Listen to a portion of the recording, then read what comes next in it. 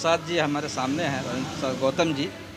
Sir दो तरह की बातें बहुत हवा में बहुत तेज हैं। एक तो जासूसी, दूसरा जनगणना।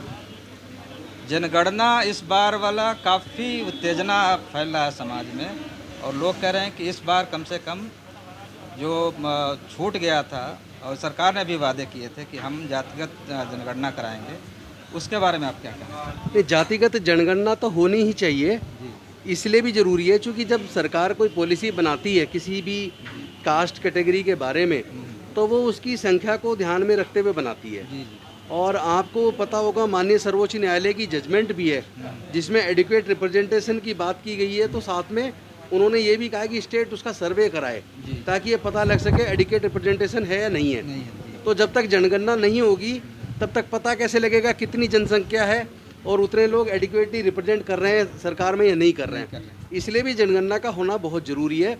और ये जो बहुजनों की हकमारी हो रही है SC ST OBC की, अब इस हकमारी को मुझे लगता है समाज बर्दाश्त करने के लिए तैयार नहीं है। ये सब न्यायिक मुद्दे हैं, बहुत ही जस्टिफाइड हैं और केंद्र सरकार को इसको तुरंत मान लेना चाहिए और जो जिसका जितना हक है उसको वो हक उनको देना एक चाहिए। सवाल और आ रहा है कि स्टेट चाहे तो वो अपने जनगणना के जो वो है कॉलम है, उसमें वो कॉलम वो लगा सकता है। पहले क्या- करें तो सही, अभी हुआ कहाँ है? जी जी।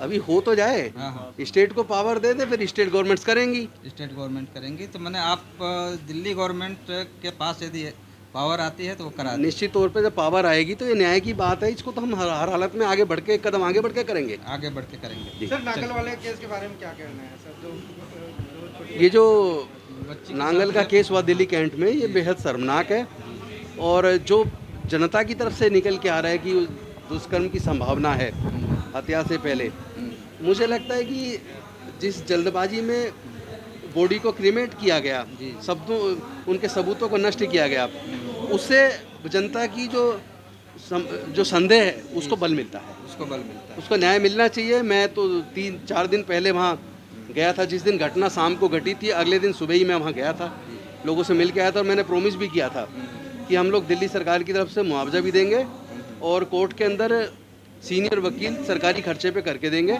मजिस्ट्रियल इंक्वायरी करवाएंगे। और कल माननीय मुख्यमंत्री जी गए थे, मैं भी साथ गया था, कल वो सारी हमने जो प्रॉमिस किए थे वो हमने पूरे लेकिन एक चीज़ है, मैं थोड़ा सा इस पर रोकना चाह रहा हूँ।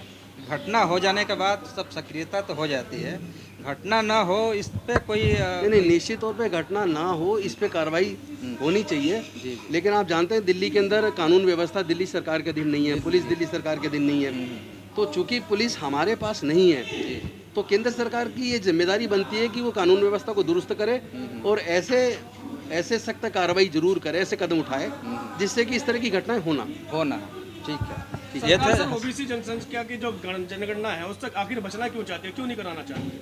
एक्चुअली सच सामने आ जाएगा कि जितने भी SC ST OBC के लोग हैं, मानवर कांसीराम साहब 85% बोलते थे, मेरा सर्वे कहता वो 88% है। अच्छा। तो 88% को 15-20% पे समेटा हुआ है।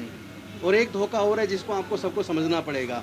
ये बोलते हैं कि SC ST OBC तीनों मिला के 49.5% है, लेकिन ये जो रोस्टर है इसमें बड़ा झोल है, इसमें पूरी की पूरी चोरी है। जैसे फॉर एग्जांपल 4 तरह की वैकेंसी, 11 वैकेंसी दिल्ली सरकार के हमारे एक हॉस्पिटल में ईवास में निकली और उन 11 वैकेंसी, एक तरह की 11, एक तरह की 11, एक तरह की, टोटल होगी 44 वैकेंसी। उन 44 वैकेंसीज में जो 11 वैकेंसी हैं, रोस्टर के हिसाब से 7 वैकेंसी जा रही है जर्नल को, यानी 7 चौक 28 वैकेंसी। एक वैकेंसी जा रही है EWS को, यानी 4 वैकेंसी, 28-4 32। 44 में से 32 वैकेंसी तो इसका सीधा जनरल कैटेगरी को चली गई।